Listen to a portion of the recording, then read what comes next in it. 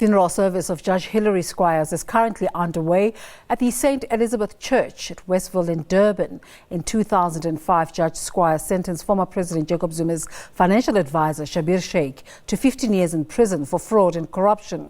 Shaik was released on medical parole for having a terminal illness after spending just 28 months of his prison term. Judge Squires will also be remembered for presiding over the trial of the Shobashobane massacre in 1995, in which 19 ANC members were killed. For more, we cross to our reporter attending the funeral, Taresh Harreeparshad. Taresh, a very good morning to you. Give us a sense of the mood where you are.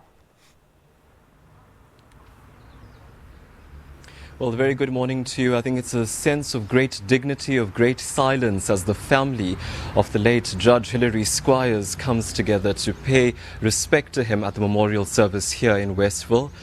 There are a lot of eminent people who have come forward today to pay respect to Judge Squires for the incredible role that he played within the judicial system of the country. Of course, Judge Hilary Squires, well, he would have turned 87 on Friday. That would have been his birthday, but the judge succumbed to heart failure last week after a short illness, and he left behind him an indelible career in the judiciary. So we are expected to be speaking to the chief guest here today, who's going to be delivering the eulogy for Justice Hilary Squires, and that is Constitutional Judge Leonie Theron. They both had a very close working relationship, and she really regards him as a great mentor to her development. Of course, she being the first black judge appointed in the High Court in KwaZulu-Natal, so definitely a very significant time. The family themselves tell us that they want this day to be remembered with a great deal of silence, a great deal of respect, and with a lot of dignity. What are the kind of conversations that have been taking place in terms of how people want to remember him?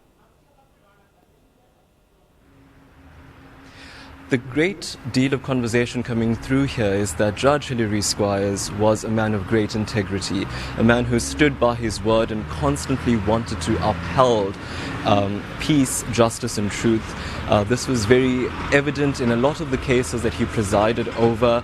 Of course, you'll recall that he was the first judge to, I think, successfully acquit a suspect on the plea of temporary insanity in South Africa.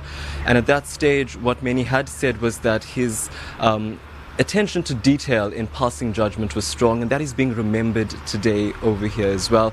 You'll also remember that Judge Hilary Squires issued a stern warning at the time in 2005 after his judgment in the corruption trial of Schabir Shaik, when he asked the media to really stick to the judgment and make references there, not make other pronouncements. So a great sense of his integrity, his honesty and his truth being remembered here today. Taresh, give us a sense of any high-profile people attending the funeral service? Well, we just spoke to Justice Theron, and she explained to us that she was going to be, delivering the eulogy. It's such a moment of great pride for her to speak on such a great man.